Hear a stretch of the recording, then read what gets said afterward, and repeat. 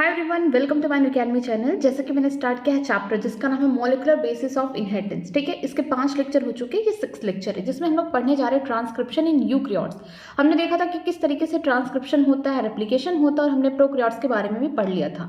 ठीक है, जैसे कि हम जानते हैं सेंट्रोडोग्मा के थ्रू कि जब यहाँ पे डीएनए से डीएनए बन रहा है, डीएनए टू डीएनए बनेगा तो ये क्या हो रहा है, रेप्लिकेशन हो रहा है। लेकिन डीएनए से जब आरएनए बनेगा उस कंडीशन को हम ट्रांसक्रिप्शन कहते हैं। ठीक है, यहाँ पे क्या होता है, जो बेसिस होंगे इनके कॉम्प्लीमेंट्री में बनते जाएंगे। जब रेप्लिकेशन होता है डीएनए में तो दोनों ही स्ट्रैंड डीएनए के एज अ टेम्पलेट काम करते हैं। लेकिन जब ट्रांसक्रिप्शन होता है तो उस टाइम क्या होता है कि जो बोल सकते हैं 3 प्राइम टू 5 प्राइम वाला स्ट्रैंड होता है डीएनए का, ये टेम्पलेट की तरह काम करता है। इससे क्या बनता है, हमारा आरएनए बनता है। लेकिन जो 5 प्राइम टू 3 प्राइम वाला स्ट्रैंड होता है इसे हम क्या बोलते हैं, कोडिंग स्ट्रैंड बोलते हैं। ये कोई भी आरएनए नहीं बनाता, लेकिन सारे रेफरेंस पॉइंट कहाँ से लिए जाते हैं, कोडिंग स्ट्रैंड से। ठीक है, यहाँ पे जिस तरीके से डायग्राम दिया गया है ये देखिए, ये जो 3 to 5 प्राइम वाला है ये क्या करेगा, आगे चल के आरएनए बनाएगा। ठीक है, ये हमारा टेम्पलेट है या नॉन कोडिंग या बोल सकते हैं नॉनसेंस स्ट्रैंड है। लेकिन अगर हम बात करते हैं कोडिंग स्ट्रैंड की तो वो कौन होगा, 5 to 3 प्राइम वाला होता है जो एमआरएनए नहीं बनाता, लेकिन सारे रेफरेंस पॉइंट इसके रेस्पेक्ट में लिए जाते हैं। जैसे कि यहाँ पे प्रमोटर की बात करते हैं तो हम कोडिंग स्ट्रैंड से देखेंगे तो कहाँ पे है, 5 प्राइम पे है। अगर हम टर्मिनेटर की बात करते हैं तो 3 प्राइम पे है।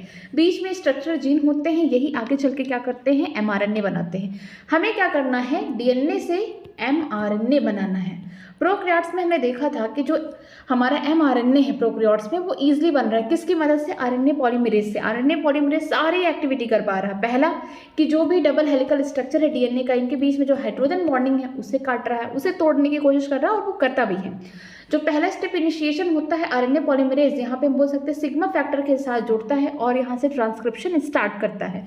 इलॉन्गेशन में खुद अकेले ही एमआरएनए बनाता है। ठीक है, हम बोल सकते हैं प्रोकैरियोट्स या बैक्टीरिया में डायरेक्टली ट्रांसक्रिप्शन में एमआरएनए बनता है, कोई भी प्रोसेसिंग करने की ज़रूरत नहीं पड़ती है, क्योंकि इनके एमआरएनए के पास क्या होंगे, एक्सॉन होंगे। एक्सॉन क्या है, ये बोल सकते हैं कोडिंग सीक्वेंस है, ये फंक्शनल पार्ट है।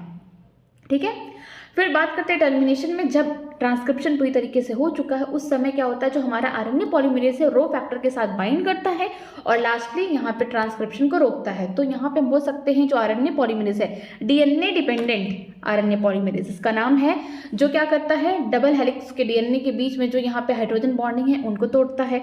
ये प्रमोटर से बाइंड करेगा सिग्मा फैक्टर के साथ, तो यहाँ पे इनिशिएशन शुरू करेगा, मीन्स स्टार्टिंग करेगा ट्रांसक्रिप्शन का। इलॉन्गेशन वाले पॉइंट में खुद ही एमआरएनए को फटाफट यहाँ पे बनाता हुआ चला जाएगा और टर्मिनेशन में जहाँ पे ट्रांसक्रिप्शन खत्म करना है ये रो फैक्टर के साथ बाइंड कर जाएगा। ठीक है, तो हम देखते हैं कि प्रोकैरियोट्स में डायरेक्टली हमारा एमआरएनए बन जा रहा है, क्योंकि उसके पास क्या है, सारे फंक्शनल वाले मीन्स वहाँ पे एक्सॉन है, सारे फंक्शनल सीक्वेंस यहाँ पे प्रेजेंट है। ठीक है, ट्रांसक्रिप्शन और ट्रांसलेशन दोनों ही साथ साथ हो जाते हैं बैक्टीरिया में। अभी पूरी तरीके से हम बोल सकते हैं एमआरएनए बना नहीं, लेकिन यहाँ पे इनका जो आरएनए होता है वो एक्टिव फॉर्म में होता है, उनमें कोई प्रोसेसिंग करने की जरूरत नहीं है, कोई भी यहाँ पे इंट्रॉन नहीं प्रेजेंट है, मीन्स स्प्लिट जीन देखने को नहीं मिलता है। इसी वजह से एक तरफ आरएनए बन रहा है, दूसरी तरफ से क्या होगा कि यहाँ पे ट्रांसलेशन होना स्टार्ट हो गया, मीन्स यहाँ पे प्रोटीन बनना स्टार्ट हुआ। अभी आरएनए पूरी तरीके से बन के निकला नहीं है, लेकिन यहाँ पे ट्रांसलेशन स्टार्ट हो गया, इसीलिए बोला जाता है बैक्टीरिया हो या फिर हम बोल सकते हैं प्रोकैरियोट्स में वहाँ पे ट्रांसक्रिप्शन ट्रांसलेशन साथ चलते हैं। लेकिन अगर हम बात करते हैं यूकैरियोट्स में, सारी कहानी सही है, बट प्रॉब्लम क्या होती है कि यहाँ पे जो आरएनए बनता है ये क्या होता है, ये एमआरएनए नहीं बनता, इसको हम क्या बोलते हैं, एचएनआरएनए बोलते हैं।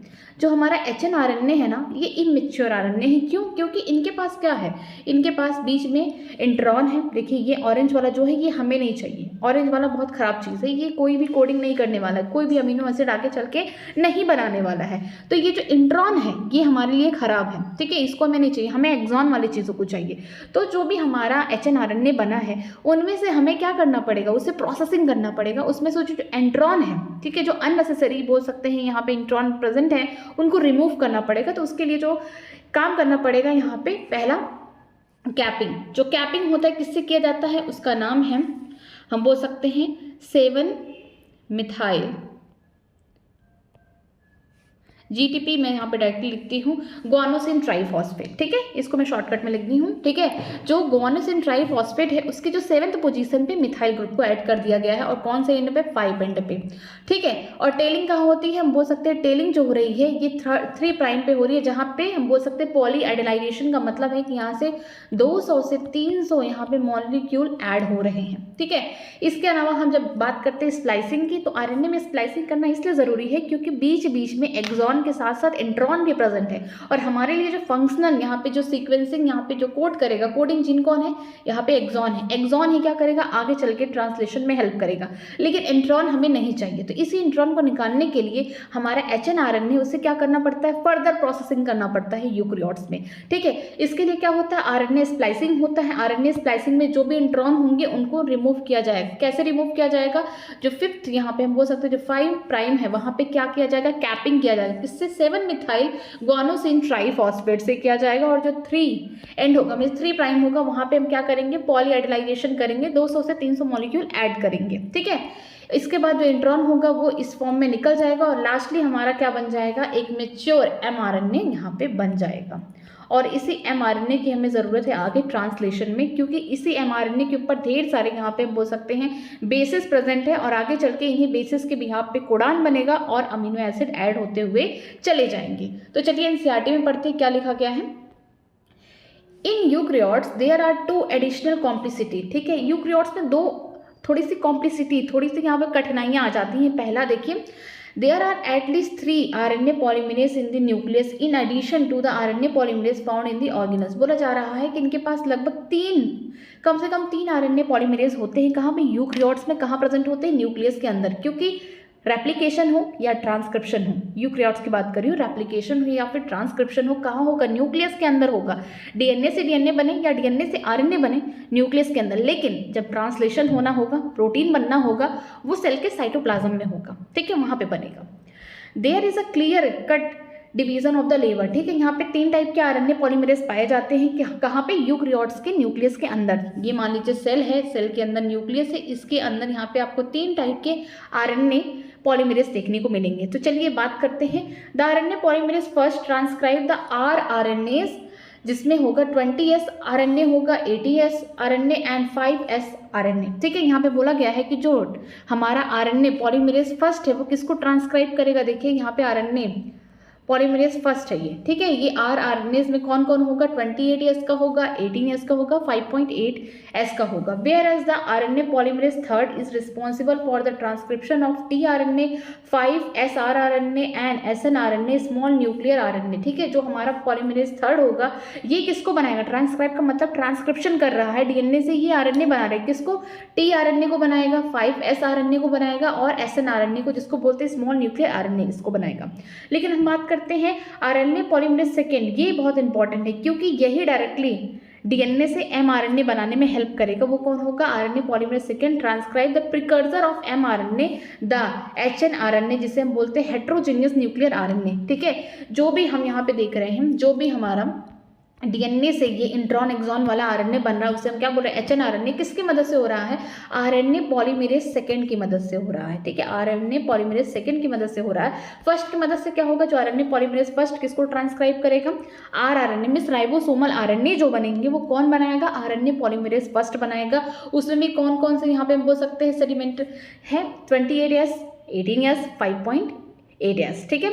अगर हम बात करते हैं RNA पॉलीमरेज थर्ड की, तो ये किसका ट्रांसक्रिप्शन करेगा, tRNA का, मिस हम बोल सकते हैं यहाँ पे ट्रांसफर RNA हो गया, 5S RNA हो गया, SNRNA स्मॉल न्यूक्लियर RNAs का करेगा।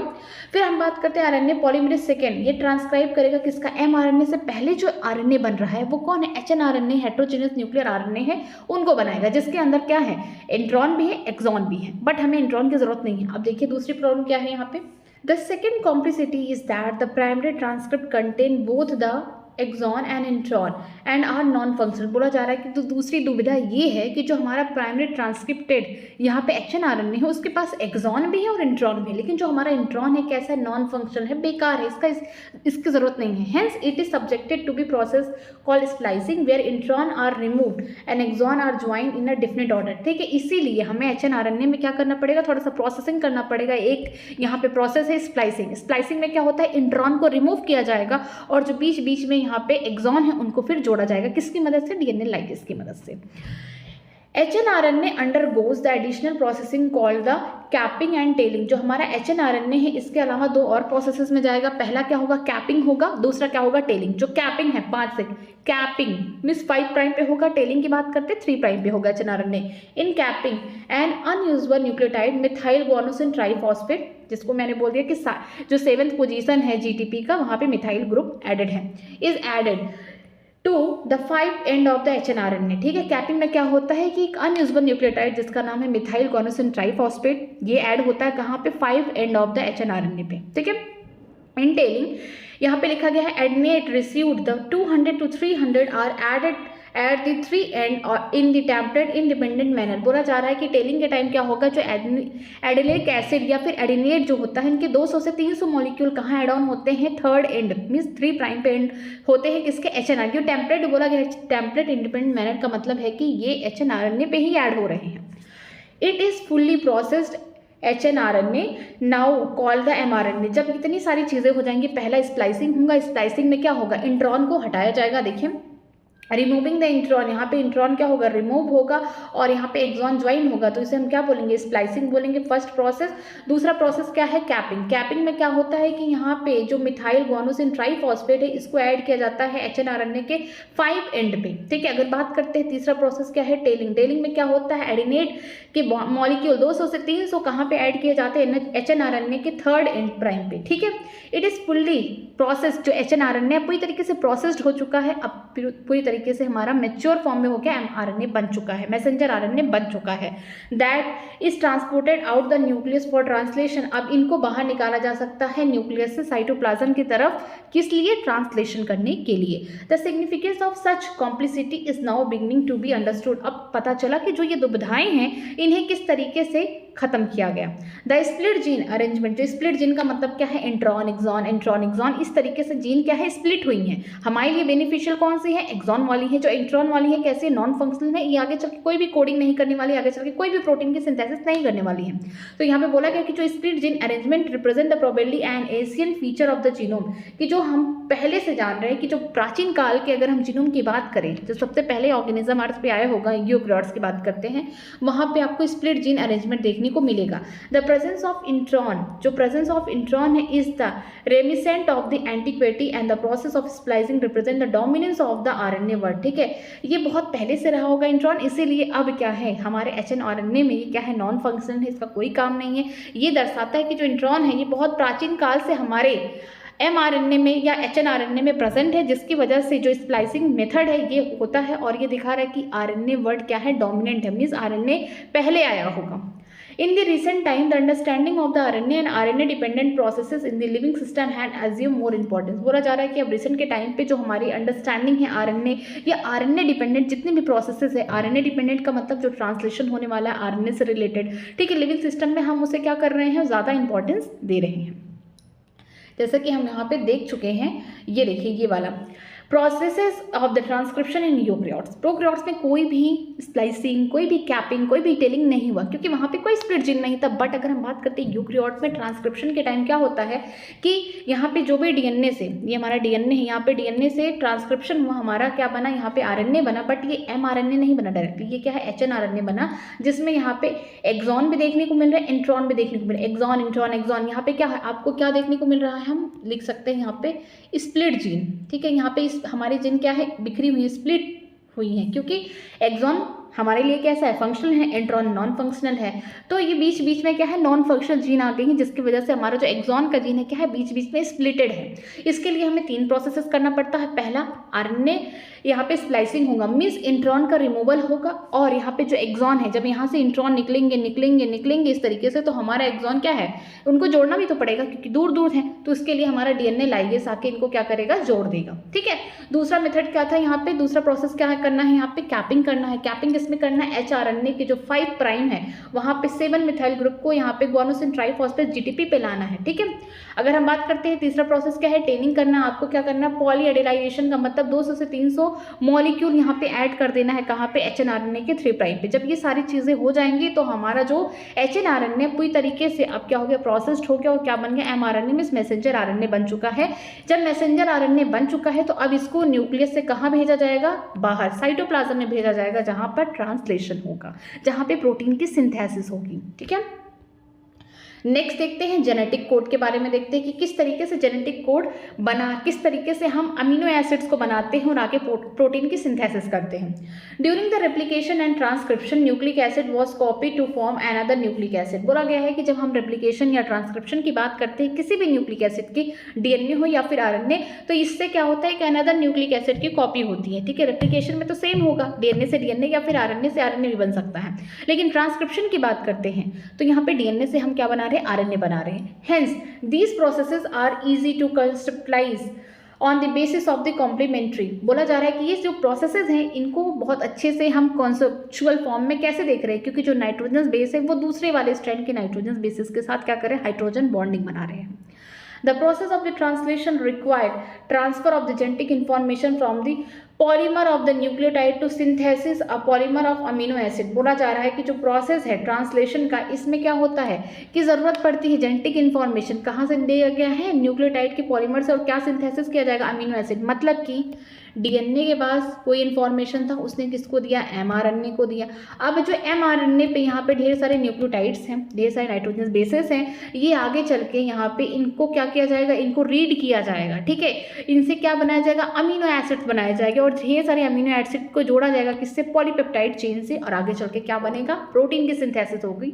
तो यहाँ पे बोला गया है कि जो ट्रांसलेशन का प्रोसेस है इसमें क्या होता है कि जो जेनेटिक इन्फॉर्मेशन हो रहा है DNA से, ठीक है, उसको क्या किया जा रहा है, उसको mRNA में लाया जा रहा है, उसके बाद उनसे फिर से क्या किया जा रहा है, अमीनो एसिड को कोड किया जा रहा है और लास्टली क्या बन रहा है, प्रोटीन की सिंथेसिस हो रही है। Neither does any complementary exist between the nucleotide and amino acid, nor could any drawn theoretically। बोला जा रहा है कि जब अमीनो एसिड बनता है ना ही कोई कॉम्प्लीमेंट्री एग्जिस्ट होता है और ना ही कोई यहाँ पे अमीनो एसिड बनता है।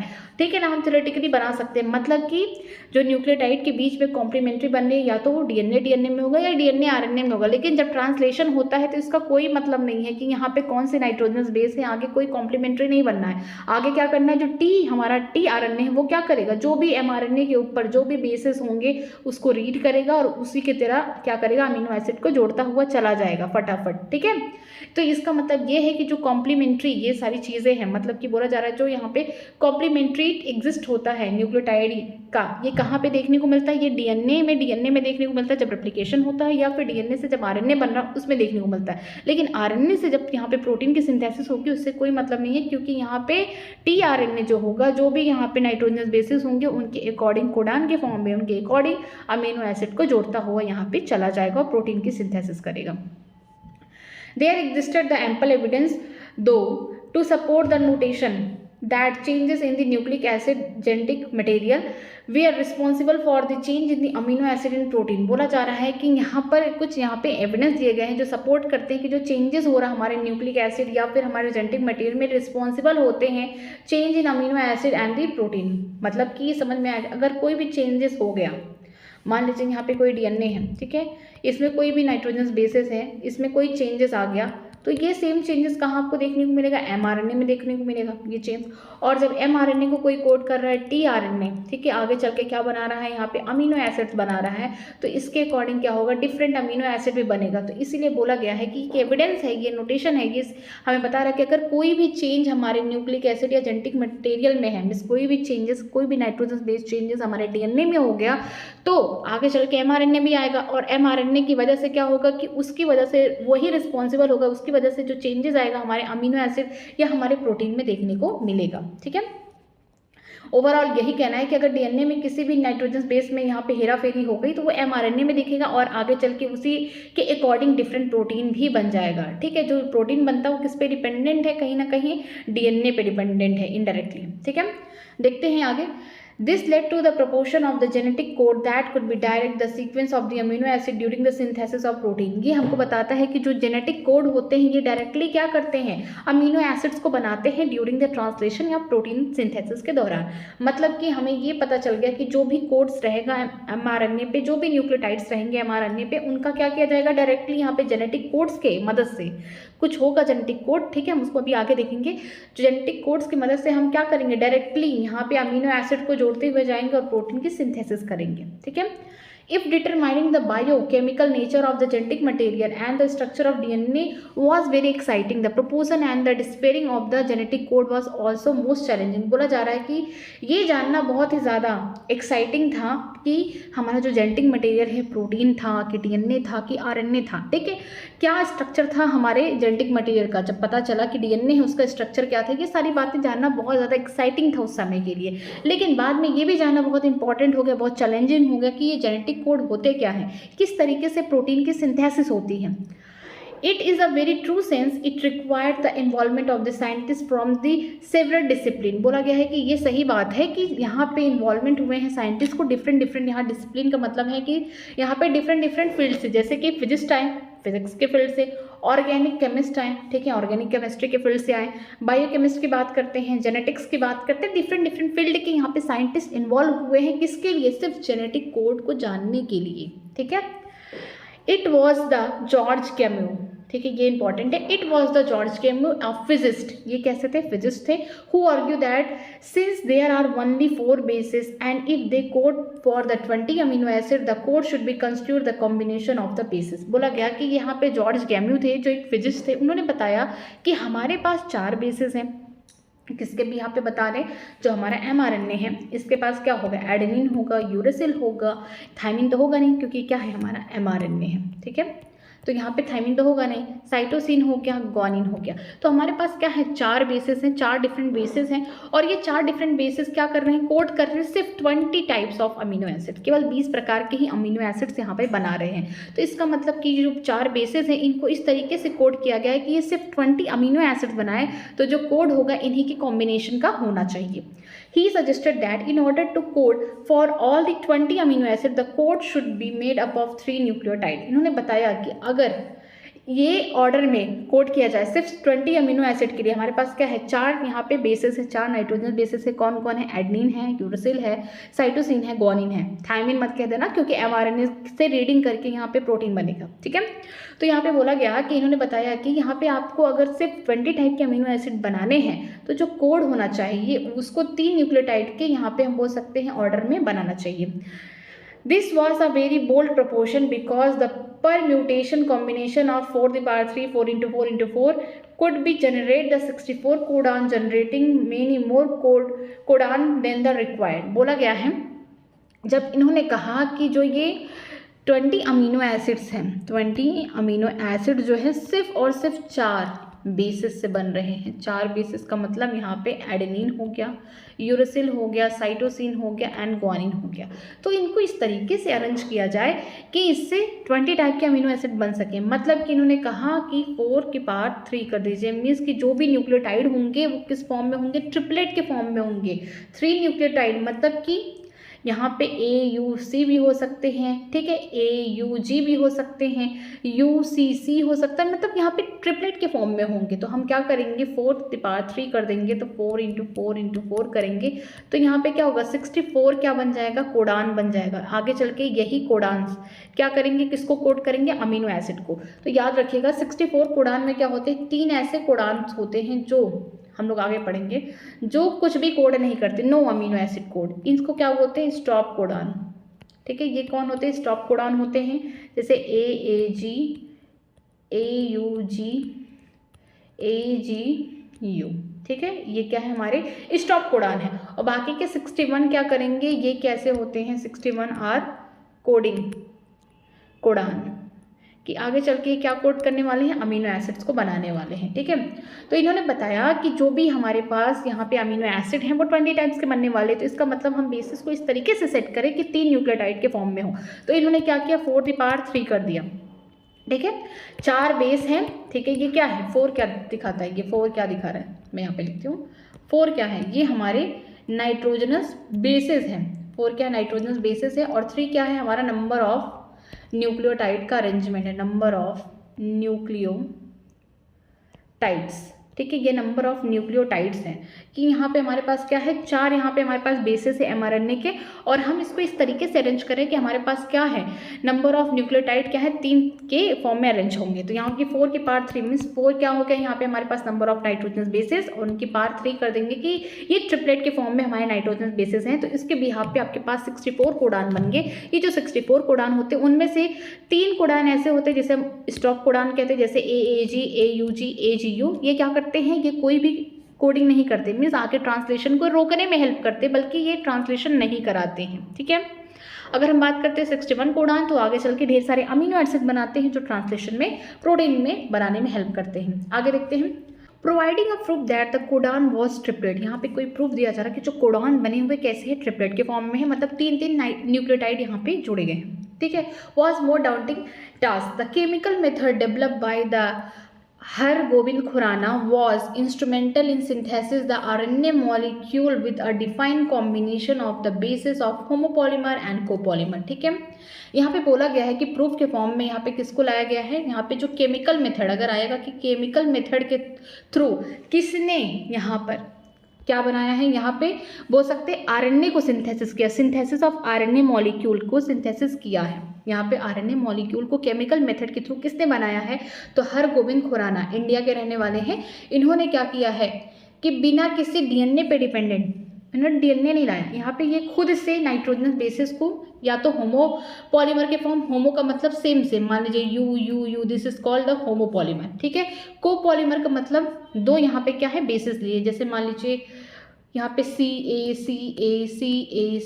For example. ठीक है, इसे बोलते हैं कोपॉलीमर। इन्होंने क्या किया है, केमिकल मेथड के थ्रू, हरगोबिंद खुराना ने केमिकल मेथड के थ्रू आरएनए मॉलिक्यूल की सिंथेसिस की है, होमोपॉलीमर बनाया है, एक जैसे ढेर सारे नाइट्रोजन बेसिस का कॉम्बिनेशन बनाया है, या फिर कोपॉलीमर बनाया है। मीन्स यहाँ पे 2 बेसिस को यहाँ पे कंबाइन करके ढेर सारे यहाँ पे सीक्वेंसेस बनाते हुए चले गए। ठीक है, फिर कौन आए, martial निगरबर्ग। Cell-free system for the protein synthesis finally helped the code to be dispersed। बोला गया है कि दूसरे साइंटिस्ट कौन आए हैं यहाँ पे, इनका नाम है मार्शल नाइगरबर्ग। इन्होंने क्या किया, सेल फ्री सिस्टम का मतलब है कि ये सेल के बाहर, सेल फ्री सिस्टम का मतलब है कि इनसाइड सेल नहीं, आउटसाइड द बॉडी। ठीक है, इन विट्रो बोल सकते हैं, यहाँ पे आउटसाइड द बॉडी बोल सकते हैं, इन विट्रो। ठीक है, हमारे सेल के अंदर नहीं, सेल के बाहर इन्होंने क्या सिंथेसिस किया है, प्रोटीन को बनाया है। देखिए, कोई एक साइंटिस्ट आया जो केमिकल मेथड के थ्रू आरएनए की सिंथेसिस कर रहा है, मीन्स आरएनए के मॉलिक्यूल को बना रहा है, मीन्स एमआरएनए बनाने की कोशिश कर रहा है, या तो होमोपॉलीमर या तो कोपॉलीमर के थ्रू नाइट्रोजन बेसिस को ऐड करते हुए जा रहा है। एक कोई दूसरा साइंटिस्ट आता है जो सेल के बाहर प्रोटीन की सिंथेसिस कर रहा है। देखिए कैसे कर रहा है, यहाँ पे एंजाइम का नाम बहुत ही ज़्यादा इंपॉर्टेंट है, जिसका नाम है सर्वोकाई एंजाइम, जिसे बोलते हैं polynucleotide phosphorylase. was also helpful in polymerizing the RNA with a defined sequence in the template independent manner enzymatic synthesis of RNA. Finally, checkerboard for the genetic code was prepared, which is given in table 5.1। ठीक है, बोला गया है कि इन्होंने एक enzyme की मदद से बिना डीएनए के, ठीक है, बिना डीएनए के ऊपर डिपेंडेंट नहीं है, ठीक है, बिना डीएनए से इन्होंने क्या किया है, एंजाइम की मदद से, एंजाइम का नाम क्या है, सेव्रोकाई एंजाइम, या फिर इसका दूसरा नाम क्या है, पॉलीन्यूक्लियोटाइड फॉस्फोराइलेज। इसकी मदद से इन्होंने क्या बनाया है, आरएनए को बनाया है। ठीक है, इन्होंने आरएनए को डीएनए पे डिपेंड होकर नहीं, खुद से ही आरएनए बनाया है। फिर आरएनए से इन्होंने क्या किया है, प्रोटीन की सिंथेसिस कराई है। ठीक है, तो यहाँ पे बोला गया कि इन्होंने क्या, पॉलीमराइजिंग आरएनए बनाया विद अ डिफरेंट सीक्वेंस। ठीक है, यहाँ पे टेम्परेट इंडिपेंडेंट का मतलब है कि डीएनए, यहाँ पे जो एंजाइम है इसको हम ये भी बोल सकते हैं डीएनए इंडिपेंडेंट आरएनए पॉलीमरेज। ठीक है, इस एंजाइम को हम दूसरे नाम से ये भी कह सकते हैं कि डीएनए पे डिपेंड नहीं है, ये एंजाइम डीएनए पे इंडिपेंडेंट है, मतलब डीएनए पे डिपेंड नहीं है, लेकिन आरएनए पॉलीमरेज मतलब कि आरएनए बना रही है। ठीक है, ये जो एंजाइम है, ठीक है, सर्वोकाई एंजाइम जो होता है पॉलीन्यूक्लियोटाइड फॉस्फोराइलेज, ये एंजाइम क्या कर रही है, डीएनए पे डिपेंड नहीं होकर, मीन्स ये सेल फ्री सिस्टम में ही खुद से ही आरएनए बना रही है, और आगे चल के इस आरएनए से जो हमारे नाइगनबर्ग है ये क्या कर रहे हैं, प्रोटीन की सिंथेसिस कर रहे हैं। तो दो यहाँ पे ऐसे साइंटिस्ट हैं जो केमिकल मेथड से पहले आए, कौन, हरगोबिंद खुराना। इन्होंने केमिकल मेथड के थ्रू क्या बनाया है, सिंथेसिस किया है आरएनए मॉलिक्यूल को। ये स्टैंड बनाते हुए जा रहे हैं। यहाँ पे क्या हो सकता है, होमोपॉलीमर हो सकता है, यहाँ पे सिर्फ सेम जैसे नाइट्रोजन बेसिस हो सकते हैं, या फिर कोपॉलीमर हो सकता है। दो नाइट्रोजन बेस के कॉम्बिनेशन से यहाँ पे ये mRNA बना रहे हैं। फिर बाद में कौन आते हैं, मार्शल नेगरबर्ग। ये क्या करते हैं, सेल के बाहर ये क्या कर रहे हैं, प्रोटीन की सिंथेसिस कर रहे हैं, मींस ट्रांसलेशन करा रहे हैं। कैसे कर रहे हैं वो भी देखिए। इन्होंने एंजाइम इस्तेमाल किया है जिसका नाम है सेब्रोकाई एंजाइम या पॉलीन्यूक्लियोटाइड फॉस्फोराइलेज। ये एंजाइम जो होता है ये पहले क्या करता है, आरएनए बनाता है। लेकिन यहाँ पे कोई टेम्पलेट नहीं है, कोई भी डीएनए नहीं है कि डीएनए से आरएनए बनाया जाए, जैसा कि हम ट्रांसक्रिप्शन में जानते हैं। तो ये जो एंजाइम है ये क्या करती है, खुद से ही क्या कर रही है, आरएनए बना रही है। इसीलिए इसको हम क्या बोलते हैं, डीएनए इंडिपेंडेंट आरएनए पॉलीमरेज। के डीएनए पे डिपेंडेंट नहीं है, या फिर टेम्पलेट इंडिपेंडेंट बोल सकते हैं आरएनए पॉलीमरेज के। टेम्पलेट या फिर डीएनए पे डिपेंड नहीं कर रही है, सीधे से क्या बना रही है, आरएनए बना रही है। और आगे चल के इसी आरएनए जो बन रहा है एमआरएनए, इससे ही ये क्या बना रहे हैं, प्रोटीन की सिंथेसिस कर रहे हैं। तो यहाँ पे क्या दिया गया है, डिफरेंट टाइप के यहाँ पे आपके सामने कोडान्स दिए गए हैं जो डिफरेंट अमीनो एसिड्स को कोड करते हैं। जैसे फॉर एग्जाम्पल हम बनाते हैं यहाँ पे UCAG। जैसा कि हम जानते हैं हमारे पास 4 क्या है, नाइट्रोजन बेस है एमआरएनए में। 4 यहाँ पे हमारे पास क्या है, नाइट्रोजन बेस है। क्या हो सकता है, UCAG। U फॉर यूरेसिल हो गया, C फॉर साइटोसिन हो गया, A for iodine, G for guanine. यहाँ पे थायमिन नहीं आएगा क्योंकि थायमिन तो डीएनए में ही प्रेजेंट होता है, एमआरएनए में तो नहीं होगा। ठीक है, तो देखिए U आगे U फिर UC। ठीक है, इस तरीके से UC, फिर UA फिर UG। ठीक है, चलिए फॉर एग्जांपल मैं इसका देखती हूँ, इसका ये मैं इस वाले को कराती हूँ। ठीक है, CU। ठीक है, यहाँ पे देख सकते हैं, यहाँ पे C, एक मिनट, ये इसका हो गया। ठीक है, इसका देखते हैं सेकेंड वाले का। तो इसमें क्या होगा, इस वाले को करा रही हूँ, CU। C। देखिए यहाँ पे ये बन रहा है CCA। ठीक है, CCG। चलिए मैं इसका बनाती हूँ। ठीक है, GAU, GAC, GAA। ठीक है, GAG। ठीक है, इस तरीके से आपको बनाना है। अगर आपको नेम याद करना है, देखिए यू इसका मतलब फिनाइल एनालिन हो गया, इस तरीके से। ठीक है, यहाँ पे ढेर सारे इस तरीके से हम बोल सकते हैं, यहाँ पे अमीनो एसिड कोड किए गए हैं और इनके ये क्या है, कोडान्स है। ठीक है, याद रखिएगा 3 ऐसे अमीनो एसिड्स हैं, 1, 2 and 3। ये क्या है, स्टॉप कोडान है। ये आगे चल के कोई अमीनो एसिड्स नहीं बनाएंगे ये, बल्कि जो भी अमीनो एसिड बन रहा है, मीन्स जो भी ट्रांसलेशन हो रहा है उससे स्टॉप होने में ये मदद करेंगे। तो कौन है, UAA, UAG, UGA। This is called stop codon. ठीक है, 64 कोडान्स होते हैं जो कोड्स करते हैं। 64 कोडान्स जो होते हैं, इनमें से क्या होते हैं, 3 कोडान ऐसे होते हैं, 3। ठीक है, यहाँ पे बोल सकते हैं 3 ऐसे कोडान होते हैं जो क्या करते हैं, 3 कोडान्स कुछ भी कोड नहीं करते। ये कैसे होते हैं, 3 कोडान, इसको हम क्या बोलते हैं, स्टॉप कोडान। ठीक, यहाँ पे दिए गए एग्जाम्पल जैसे UAA, UAG, UGA। This is called stop codon. और 61 क्या होंगे, ये हमारे एक्चुअल के कोडान हैं जो क्या करेंगे, अमीनो एसिड को कोड करेंगे। आप इसको बना के देख लीजिएगा। आगे देखते हैं, the silent feature of the genetic code are follows. कुछ यहाँ पे रूल्स ऐसे दिए गए हैं आपके जेनेटिक कोड्स के लिए। देखें, द कोडान इज ट्रिपलेट। जो भी कोडान प्रेजेंट होगा ट्रिपलेट के फॉर्म में होगा कि 3 यहाँ पे नाइट्रोजनस बेसिस होंगे। 61 codon code for the amino acid and 3 codon do not code any amino acid, hence they function as the stop codon. बोला गया है कि आपके पास पूरे 64 कोडान्स होंगे, जिनमें से 61 कोडान क्या करेगा, ये अमीनो एसिड्स को कोड करेगा। और 3 ऐसे कोडान होंगे जो किसी भी अमीनो एसिड को नहीं बनाएंगे, बल्कि अमीनो एसिड को बनाने से रोकेंगे। स्टॉप कोडान है। ठीक है, मैं यहाँ पे लिख चुकी हूँ, कौन है वो, UAA। ठीक है, ये है stop codon, UAA, UAG, UGA। ठीक है, ये क्या है, स्टॉप कोडान है। आगे देखते हैं, Some amino acid are coded by more than 1 codon, hence the code is called degenerate। ठीक है, यहाँ पे 64 कोडान है, जिनमें से 61 क्या है, एक्टिव कोडान है, जो आगे चल के ढेर सारे अमीनो एसिड, 20 अमीनो एसिड्स बनने हैं। 20 में से आपके पास क्या है, 61 कोडान है। ठीक है। तो यहाँ पे क्या होगा कि यहाँ पे कुछ अमीनो एसिड होंगे एक से ज़्यादा कोडान से कोड हो रहे हैं, तो उस प्रोसेस को या उस कोड को हम क्या बोल देंगे जी, डीजेनरेसी या फिर डीजेनरेट बोल देंगे। बोला गया है कि कुछ ऐसे अमीनो एसिड होते हैं जो एक से ज़्यादा कोडान से कोड हो जाते हैं, एक से ज़्यादा कोडान से बन रहे हैं, उन अमीनो एसिड्स को हम उस कोड्स को क्या बोलेंगे, डीजेनरेट बोलेंगे। The codon is read in mRNA in continuous fashion. जो कोडान होगा mRNA में प्रेजेंट होगा उसे हम कंटिन्यूअस फैशन में, मतलब कि बिना चुप हुए बिना पॉज लिए हम उसको कंटिन्यूअस फैशन में पढ़ेंगे।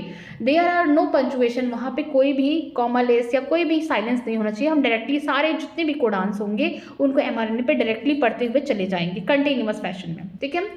The code is nearly universal, ठीक है। जो भी कोड होगा ये सारे ऑर्गेनिज्म में लगभग सा सेम होगा, ठीक है। For example from bacteria to the human you would be code for the phenylalanine, ठीक है। यहाँ पे बोला गया कि हम किसी प्रोक्रियोट की बात कर रहे हैं, कोई बैक्टीरिया से लेकर हम किसी यूक्रियोट ह्यूमन की बात करते हैं, जो यू कोड है, ये जो अमीनो एसिड का जो यहाँ पे कोडान दिया गया है, जो किस लिए कोड करेगा, किस अमीनो एसिड को, इसका नाम फिनाइल एनालिन, तो यू कोड है, ठीक है। ये जो कोडान है ये आगे चल के चाहे प्रोक्रियोट हो चाहे ह्यूमन की बात करते हैं उसकी बॉडी में ही ये किसके लिए कोड करेंगे, फिनाइल एनालिन के लिए कोड करेंगे। Some exception to this rule have to be found in the mitochondrial codons and in some प्रोटोजन। कुछ यहाँ पे एक्सेप्शन आपको कहाँ देखने को मिलेंगे, माइटोकॉन्ड्रिया के कोडान में और कुछ प्रोटोजोन्स पे देखने को मिलेंगे, बस यही दो जगह एक्सेप्शन है, ठीक है। AUG has a dual function, जो AUG है इसका डुअल फंक्शन है। इट कोड फॉर द मिथोनिन, ठीक है। पहला क्या है, एक अमीनो एसिड बनाएगा जिसका नाम है methionine, and it is act as the initiator codon. और ये दूसरा काम क्या है इसका, पहला तो काम है ये क्या करेगा, AUG, पहला तो इसको क्या बनाना, अमीनो एसिड बनाना है, ठीक है, मिथोनिन, और दूसरा काम क्या है, एज अ इनिशिएटर कोडॉन। में जब ट्रांसलेशन होगा तो ये शुरुआती में अगर हमें कोई कोडॉन देना होगा तो AUG देंगे, तभी जाके ट्रांसलेशन स्टार्ट होगा। UAA, UAG and UGA are stop या टर्मिनेटर कोडान। ये हम पहले से जानते हैं कि 3 ऐसे कोडान होंगे जो आगे चल के क्या करेंगे, स्टॉप करेंगे, टर्मिनेट करेंगे किसको, ट्रांसलेशन प्रोसेस को, और ये कोई भी अमीनो एसिड को कोड नहीं करते, इसीलिए हम स्टॉप कोडान इसे बोलते हैं। If following is the sequence of the nucleotide in mRNA, predict the sequence of the amino acid coded by it. Take help with the checkerboard, ठीक है। यहाँ पे AUG, जैसा कि हम जानते हैं AUG से क्या बन रहा है, मेथोनिन बन रहा है, ठीक है। UC ये क्या है, फिनाइल एनालिन इससे बन रहा है, ठीक है। आप चाहें तो इस यहाँ से भी देख सकते हैं, जैसे UU था, UUC था, इससे क्या बना, फिनाइल एनालिन बन रहा है। AUG से क्या बन रहा है, देखिए मिथोनिन बन रहा है, तो यहाँ से आप देख सकते हैं। तो जो भी हमारा जेनेटिक कोड है उसके लिए कुछ बातें दी गई हैं कि जो हमारा जेनेटिक कोड होगा वो हमेशा ट्रिपलेट के फॉर्म में होगा, ठीक है। 64 कोडान में से 61 कोडान जो होंगे अमीनो एसिड्स को कोड करेंगे, ठीक है। 3 ऐसे कोडान होंगे जो अमीनो एसिड्स को कोड नहीं करेंगे, उन्हें स्टॉप कोडान बोलेंगे, ठीक है। कुछ अमीनो एसिड होते हैं एक से ज़्यादा कोडान से कोड होते हैं, उन्हें हम क्या बोलते हैं, उस कोड को डीजेनरेट बोलते हैं, बहुत इंपॉर्टेंट है। और जो भी कोडान mRNA पे होंगे उसे हम कंटिन्यूअस फैशन में पढ़ते हुए जाएंगे बिना रुके, ठीक है। नियरली सारे जो कोड्स होते हैं कोडान के वो यूनिवर्सली सेम होते हैं सारे ऑर्गेनिज्म में, जैसे बैक्टीरिया हो या फिर ह्यूमन। जैसे यहाँ पे यू है तो ये क्या, फिनाइल एनालिन बनाएगा, ये अमीनो एसिड बैक्टीरिया में भी कोड करेगा और हमारे ह्यूमन में भी करेगा। लेकिन कुछ एक्सेप्शन देखने को मिलते हैं, कहाँ, माइटोकॉन्ड्रियल कोडान और कुछ प्रोटोजोन में।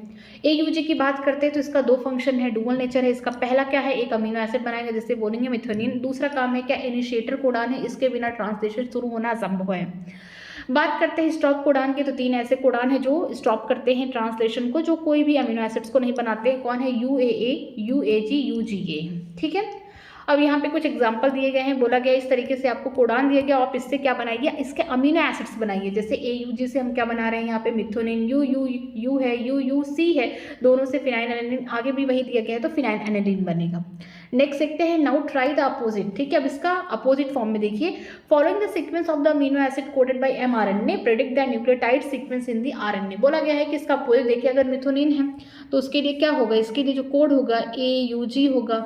यहाँ पे फिनाइल एनालिन है तो यू भी हो सकता है, UUC भी हो सकता है। इस तरीके से सोवन यहाँ पे पूरा कोड बन जाएगा। मीन्स यहाँ पे अभी आपको दिया गया था कि आप यहाँ से कोडान के थ्रू अमीनो एसिड्स बनाइए, अब यहाँ पे अमीनो एसिड के थ्रू क्या बनाइए, इनके कोडान्स को या इनके न्यूक्लियोटाइड को mRNA पे प्रेडिक्ट करिए, ठीक है। Do you face any difficulty in predicting the opposite, क्या आपको कोई डिफिकल्टी हो रही है? जब तक आपको याद नहीं है तब तक थोड़ा बहुत तो डिफिकल्टी होगा। कैन यू नाउ को relate with to property of the genetic code you have learn, क्या आप किसी दो यहाँ पे प्रॉपर्टीज जो है जेनेटिक कोड की उसको लर्न कर सकते हैं या उसको को रिलेट कर सकते हैं? ऑफकोर्स कर सकते हैं, ठीक है।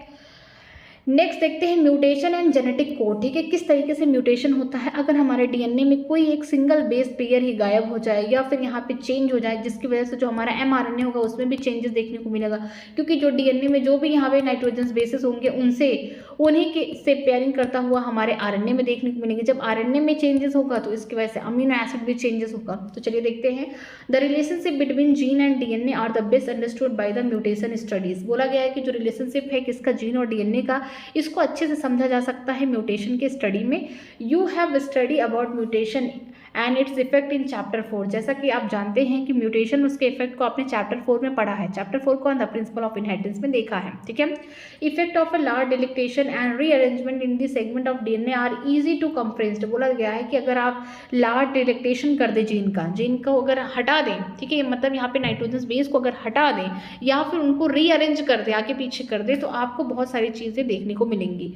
It may be result in the loss or gain of the gene and so function, ठीक है। ये इससे रिजल्ट ये देखने को मिलेगा, या तो अगर आपने नाइट्रोजन बेस को हटा दिया तो यहाँ पे लॉस हो गया जीन का, या तो ऐड कर दिया तो गेन ऑफ जीन हो गया, या तो फंक्शन में उसके डिफरेंसेस देखने को मिलेंगे। The effect of the point mutation was explain there, ठीक है। यहाँ पे बोला गया जो पॉइंट म्यूटेशन है कि मीन्स एक सिंगल बेस पेयर जो डीएनए पे था, ठीक है, उसको अगर हम क्या करते हैं, चेंज कर दें, तो इसकी वजह से हमें एक पॉइंट म्यूटेशन देखने को मिलेगा। A classic example of point mutation is change of a single base pair in the gene for the beta globin chain that result in the chain of the amino acid received the glutamate to the valine. जैसे कि हमने कहाँ देखा था, sickle cell anaemia में होता क्या है, उनके एमआरएनए पे, यहाँ पे मैं लिखती हूँ, एमआरएनए पे उनके देखते हैं, जो उनका एमआरएनए था, ठीक है, वहाँ पे क्या था, जी से क्या हो गया था, GUG, इसके एमआरएनए का कोड है, कहाँ का, हमारे सिकल सेल अनीमिया में क्या होता है, उनके जो बीटा हीमोग्लोबिन है उनके एमआरएनए पे क्या था, GAG होना था, ठीक है। GAG इनका सही सीक्वेंस था 6th position of beta haemoglobin, ठीक है, 6th position of beta haemoglobin पे होना था GAG, ठीक है। यहाँ पे क्या बनता है, ग्लूटामेट बनता है या ग्लूटामिक एसिड बनने वाला था, ग्लूटामेट बनता है या फिर हम बोल सकते हैं ग्लूटामिक एसिड बनने वाला था। लेकिन यहाँ पे क्या होता है, एक सिंगल बेस पेयर की वजह से, एक सिंगल बेस पेयर चेंज होने की वजह से यहाँ पे क्या अब आगे बनने वाला है, यहाँ पर ग्लूटामेट की जगह यहाँ पे वैलिन बनने वाला, पहले एसिडिक अमीनो एसिड बनने वाला था, लास्टिंग यहाँ पे क्या बनने वाला है, valine, this is neutral amino acid, ठीक है। तो यहाँ पे हम बोल सकते हैं कि जो क्लासिकल एग्जाम्पल है, हमारा एक सिंगल बेस पेयर क्या हो जाए, चेंज हो जाए डीएनए में चेंज हुआ तो उसका रिफ्लेक्शन आपको आरएनए में देखने को मिलेगा, ठीक है। डीएनए में अगर चेंज होगा, कोई चीज़ डीएनए में चेंज हुआ, इस वजह से आपको एमआरएनए में देखने को मिला कि जो सिकल सेल अनीमिया एग्जाम्पल है इसमें क्या हुआ था कि जो हमारा एमआरएनए था बीटा हीमोग्लोबिन में आपको GAG था, 6th पोजीशन पे GAG यहाँ पे कोडॉन बनाना था जिससे ग्लूटामेट या ग्लूटामिक एसिड बनने वाला था। बट हुआ क्या, यहाँ पे एक सिंगल बेस पेयर चेंज होने की वजह से GAG से क्या बन गया, GUG बन गया, जिसकी वजह से यहाँ पे 6th पोजीशन पे बीटा हीमोग्लोबिन पे कौन आ गया, वैलिन आ गया, ठीक है। तो यहाँ पे हम बोल सकते हैं कि ये जो क्लासिकल एग्जाम्पल है पॉइंट म्यूटेशन का, तो यहाँ पे क्या चेंज हो रहा है, एक सिंगल बेस पेयर चेंज हुआ है, देखिए, जिसकी वजह से जो हमारा बीटा हीमोग्लोबिन का जो चेन है, जहाँ पर GAG होना था वहाँ पे क्या हो गया, GUG हो गया, जहाँ पर 6th पोजीशन पे ग्लूटामिक एसिड बनने वाला था वहाँ पे वैलिन हो गया। It result into the disease condition, यहाँ पे एक बीमारी होती है उसको हम क्या बोलते हैं, सिकल सेल अनीमिया हो गया, ठीक है। Effect of point mutation that insert or delete the bases in the structure gene can be better understood by following simple example. यहाँ बोला गया है कि जिस तरीके से जो पॉइंट म्यूटेशन हो रहा है, मीन्स एक यहाँ पे सिंगल बेसिस को ऐड किया जा रहा है या डिलीट किया जा रहा है, तो यहाँ पे एग्जाम्पल के थ्रू बताया गया है, ठीक है। आगे देखते हैं, consider a statement that is made up of the following word each having 3 letter, यहाँ पे लाइक अ जेनेटिक कोड। बोला गया है कि यहाँ पे तीन यहाँ पे जो लेटर्स हैं उनको आप as a genetic code assume करिए। For example, Ram has red cap, this is the actual genetic code for any amino acid. ठीक है, मान लीजिए इन्होंने एग्जांपल लिया है कि 3 लेटर का इन्होंने क्या बना दिया, जेनेटिक कोडान बना दिया है यहाँ पे एक स्टेटमेंट के थ्रू। ये बोल रहे हैं कि यहाँ पे जो 3 यहाँ पे लेटर्स के कोडान है ये अमीनो एसिड्स को कोड करेंगे। मान लीजिए यहाँ पे क्या किया जा रहा है, इनके बीच में इंसर्ट करा दिया गया है, if B insert the letter B is between has and red rearrange the statement it would be read as follows. ठीक है, बोला गया है कि अगर हैज और रेड के बीच में यहाँ पे किसको ला दिया जाए, बी को ला दिया जाए, बी वर्ड को ला दिया जाए, बी लेटर को ला दिया जाए, तो फिर आगे क्या होगा देखिए, राम तो वैसे रहेगा, हैज़ भी वैसे रहेगा, लेकिन इनके बीच में कौन आ गया है, बी आ गया है, तो अब क्या होगा, बी आर ई यहाँ पे हो जाएगा, डी सी ए हो जाएगा, पी इधर हो जाएगा। मीन्स यहाँ पे हमने इनर्सिएशन कराया है, मीन्स यहाँ पे हमने इंसर्ट किया है किसी एक सिंगल लेटर को। ऐसे ही क्या होता है, एक सिंगल जीन भी इंसर्ट हो जाता है। ठीक है, फिर देखते हैं similarly if we now insert the 2 letter at the same place by A B I. ठीक है, उसको हम से करते B I, now it would be read. अगर हमने क्या किया, फिर से हैज़ और रेड के बीच में अब यहाँ पे 2 लेटर ला दिए, बी आई ला दिए। ठीक है, तो देखिए क्या होगा, राम हैज़। ठीक है, यहाँ पे लाया गया तो यहाँ पे बी आई आर, फिर ई डी सी, देखिए ई डी सी हो गया, ए पी हो गया। अब देखते हैं आगे, now if we insert the 3 letter together से big the statement would be read. यहाँ पे बोला गया है कि हैज़ और रेड के बीच में यहाँ पे बिग लिख दिया जाए। देखिए यहाँ पे 3 ही लेटर एक साथ लाके रख दिया जाए तो क्या होगा, राम हैज़ और रेड के बीच में क्या लाना है, बी आई जी, बिग लाना है। ठीक है, तो हैज़, ठीक है हैज़ जो बिग है ये भी क्या है, 3 लेटर एक साथ आए हैं, 3 नाइट्रोजन बेस एक साथ आए तो एक उड़ान बन गए। ठीक है, यहाँ पे रेड वैसे का वैसा हो गया, कैप ऐसे का ऐसा हो गया। ठीक है, तो यहाँ पे क्या हुआ है कि इनर्सिएशन जब 3 हुआ, जब यहाँ पे 3 नाइट्रोजन बेस एक साथ इंसर्ट हुए तो यहाँ पे सारे के सारे जो बगल बगल में यहाँ पे कोडान थे सेम थे, बट यहाँ पे इनर्सिएशन हुआ तो यहाँ पे आपको देखने को मिलेगा जो इनर्सिएशन होगा वो नया अमीनो एसिड तो बनाएगा, लेकिन जो बाकी के हैं वो कोई अमीनो एसिड जो पहले बना रहे थे वैसे बनाएंगे, कोई चेंजेस देखने को नहीं मिलेगा। लेकिन जब यहाँ पर बोल सकते हैं एक लेटर लाया गया, मीन्स एक यहाँ पे हम बोल सकते हैं नाइट्रोजन बेस जोड़ा गया, सपोज करिए, या 2 जोड़ा गया, उस कंडीशन में बोल सकते थे जो पहले अमीनो एसिड बन रहा था अब उसमें क्या हो गया, चेंजेस देखने को मिला है। अब अलग अलग अमीनो एसिड यहाँ पे कोड होंगे।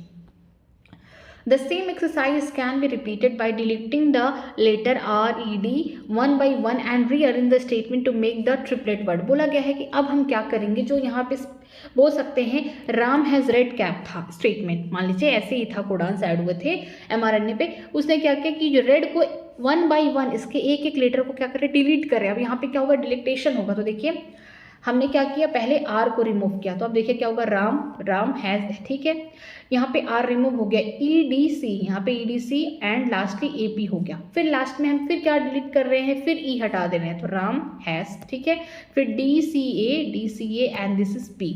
फिर लास्टली हमने क्या किया, पूरा रेड को ही हटा दिया यहाँ पे। ठीक है, तो राम हैज़ कैप यहाँ पे आ गया।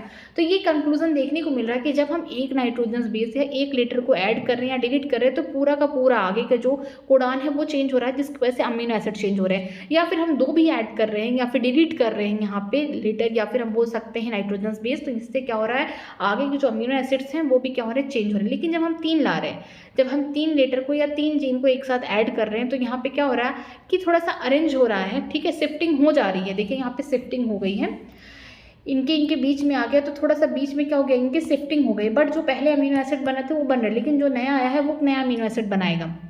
यहाँ पे देखिए क्या हो गया, यहाँ पे भी शिफ्टिंग हो गया, रेड को हटा दिया गया, तो इससे क्या हो, जो रेड से अमीनो एसिड बन रहे थे वो नहीं बनेंगे, बाकी सबसे क्या होंगे, वही नॉर्मल वाले अमीनो एसिड्स बनेंगे। आगे देखते हैं, the conclusion from the above exercise is very obvious. ठीक है, हमें जो अबव एक्सरसाइज हम किए कहाँ पे, ये देखिए कहाँ, जहाँ पे हमने क्या किया, यहाँ पे इनर्सिएशन कराया, यहाँ पे डिलेक्टेशन कराया। तो देखिए इनर्सिएशन और डिलेक्टेशन of 1 or 2 bases changes the reading frame from the point of the इनर्सिएशन और डिलेक्टेशन। बोला गया है कि अगर हम इंसर्ट करा रहे हैं किसी भी लेटर को, किसी भी यहाँ पे नाइट्रोजन बेस को, या फिर हम डिलीट कर रहे हैं एक या एक से ज़्यादा बेसिस को, जो रीडिंग फ्रेम है वो भी क्या हो रहा है, चेंज हो रहा है। ठीक है, बोला जा रहा है कि अगर हम किसी एक जीन या एक लेटर को या एक से ज़्यादा मीन्स 2 लेटर को या 2 नाइट्रोजन बेस को क्या कर रहे हैं, ऐड कर रहे हैं, या फिर हम उसे क्या कर रहे हैं, डिलीट कर रहे हैं, तो हमें जो हमारी फ्रेम है ना, फ्रेम की रीडिंग में क्या देखने को मिला, चेंजेस देखने को मिल रहा है उस पॉइंट पे जहाँ पे हमने इंसर्ट किया, जहाँ से हमने डिलीट किया, ऐसा हमने देखने को मिला है। देखिए, जब हम एक को ऐड करें तो यहाँ पे फ्रेम में हमें चेंजेस देखने को, 2 को देखने को मिला, हाँ, लेकिन 3 को जब देखने को मिला तो यहाँ पे जो नया वाला आया है ये नया अमीनो एसिड को कोड कर रहा है, लेकिन जो पुराने वाले हैं वो तो वैसे के वैसे पड़े हुए हैं। फिर देखिए यहाँ पे हमने जब डिलीट करना स्टार्ट किया एक एक यहाँ पे नाइट्रोजन बेस को या एक एक लीटर को, तो यहाँ पे क्या हुआ, जब 1 किया 2 किया तो यहाँ पे चेंजेस देखने को मिले, ठीक है। लेकिन जब हमने 3 यहाँ पे नाइट्रोजन बेस को एक साथ रिमूव कर दिया तब वैसे के वैसे पुराने वाले देखने को मिले। However such mutation are refers to as, इस म्यूटेशन को हम लोग क्या कहते हैं, देखिए, however such mutation are refers to as the frame shift insertion और डिलेक्टेशन म्यूटेशन। अगर इस टाइप का म्यूटेशन हो रहा है, या तो कुछ डिलीट हो रहा है या तो कुछ यहाँ पे ऐड हो रहा है। जब यहाँ पे ऐड होगा उसे क्या बोलेंगे, फ्रेम शिफ्ट इनर्शिएशन बोलेंगे, क्योंकि यहाँ पे ऐड हो रहा है। अगर कुछ डिलीट हो रहा है तो उसे हम क्या बोलेंगे, डिलेक्टेशन म्यूटेशन बोलेंगे। Insertion or delectation of 3 or its multiple bases insert or delete in one or multiple codon, hence one or multiple amino acid and reading frame remain the unaltered from that point onwards। बोला जा रहा है कि जब हम इनर्सिएशन करा रहे हैं या फिर डिलेक्टेशन, जब हम एडिंग करा रहे हैं या फिर हम डिलीट कर रहे हैं, किसका, 3 या 3 के मल्टीपल मीन्स 3 का हो, 6 का हो सकता है, 9 का हो सकता है। अगर इसके मल्टीपल में हम क्या कर रहे हैं, यहाँ पे बोल सकते हैं कोडान को इंसर्ट करा रहे हैं या फिर डिलीट करा रहे हैं, तो इससे क्या हो रहा है कि जो भी हमारे नए कोडान्स बन रहे हैं, जो भी हमारे अमीनो एसिड बन रहे हैं, वो सेम टू सेम ऐसे बनेंगे उनसे, बट जो यहाँ पे फ्रेम की शिफ्टिंग है या जो फ्रेम बोल सकते हैं कि हमारा रिमेन कैसा होगा, अनचेंज्ड होगा, मीन्स अनअल्टर होगा। फॉर एग्जाम्पल जैसे बोला गया है कि यहाँ पे राम हैज़ रेड पेन था, ठीक है, रेड कैप था, sorry, Ram has red cap. तो यहाँ पे जब मैं 3 यहाँ पे बोल सकती हूँ, यहाँ पे 3 लीटर का बिग ऐड कर रही हूँ, तो यहाँ पे जो पुराने वाले हैं वो तो वैसे के वैसे होंगे, जो लेकिन नया वाला ऐड हुआ है इससे तो नए अमीनो एसिड्स बनेंगे, ठीक है। आगे मैं यहाँ पे फिर से 3 और यहाँ पे बोल सकते हैं यहाँ पे नाइट्रोजन बेस को ऐड करूँ तो 3 यहाँ पे कोडान बनेंगे, फिर भी जो पुराने वाले होंगे वो क्या करेंगे, कोड करेंगे। मीन्स जब भी हम यहाँ पे एडिंग कर रहे हैं या फिर डिलीटिंग कर रहे हैं 3 या 3 के मल्टीपल का बेसिस को, जिसकी वजह से क्या देखने को मिल रहा है, यहाँ पे जो भी देखने को मिल रहा है, यहाँ पे जो कोडान होंगे 3 या 3 के मल्टीपल पे, वो कैसे होंगे, अपने अमीनो एसिड्स को बनाएंगे, लेकिन जो उसके अगल बगल के कोडान होंगे वो कैसे होंगे, अनचेंज्ड होंगे, अनअल्टर होंगे, मीन्स वैसे के वैसे ही पड़े रहेंगे। बाकी हम लोग कल स्टार्ट करेंगे tRNA and the adapter molecule, उसके बारे में पढ़ेंगे और किस तरीके से ट्रांसलेशन हो रहा है हम उसके बारे में पढ़ेंगे। अगर आपको कहीं भी किसी भी लाइन में डाउट है तो कमेंट सेक्शन में बताइएगा, मैं उसका रिप्लाई करूँगी। बाकी पढ़ाई करते रहिए। All the very best. Thank you so much.